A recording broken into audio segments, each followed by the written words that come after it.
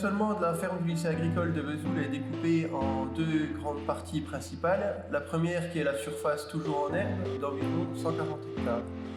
Cette partie est valorisée par le troupeau, soit par le pâturage en été ou récoltée en sec pour les besoins en hiver. L'autre partie est une surface qui est toujours cultivée, où on retrouve une grande diversité dans l'assolement. Par exemple, on retrouve en majorité les céréales à paille avec du blé, de l'orge d'hiver et de l'orge de printemps, des oléoprotéagineux comme le tournesol, le colza, le pois ou le soja. Il y a aussi du maïs grain.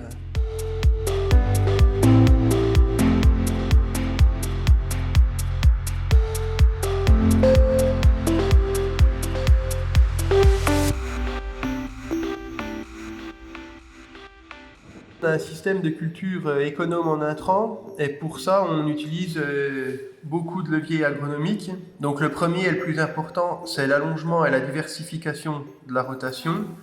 Donc sur notre système de culture, on retrouve 7 espèces différentes pour 4 familles et une alternance culture d'hiver, culture de printemps.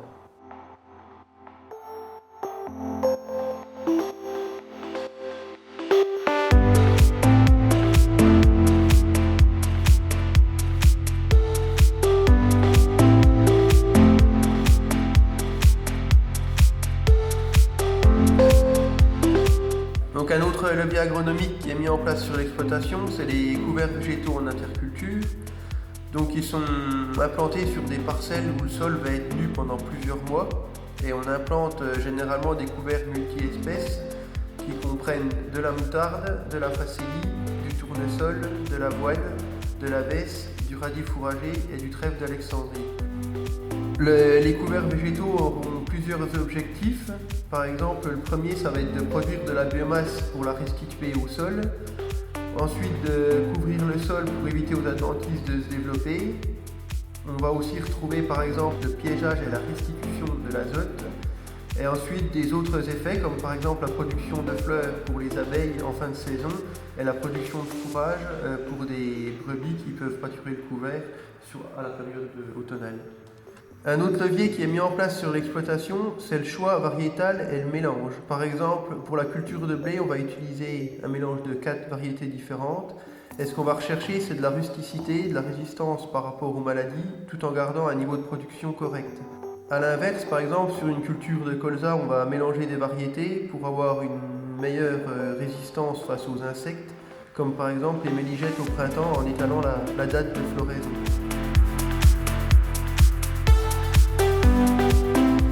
Un des autres leviers agronomiques sur l'exploitation, ça va être les apports d'amendement. L'apport d'amendement se découpe en deux parties sur l'exploitation. La première partie, c'est les amendements organiques, où on utilise du fumier composté de l'exploitation, qui est épandu environ 2 fois sur la rotation, pour un tonnage d'environ 20 tonnes à l'hectare. L'autre partie, c'est les amendements calciques. Donc là, c'est réalisé par des chaulages, soit qu'on réalise nous-mêmes, ou on fait appel à un prestataire.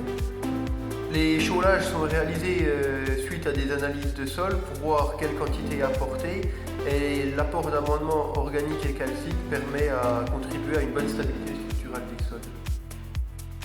Donc le raisonnement de la pulvérisation sur l'exploitation se fait selon plusieurs critères. Le premier qui est le plus important, c'est tout d'abord l'observation, aller voir dans la parcelle.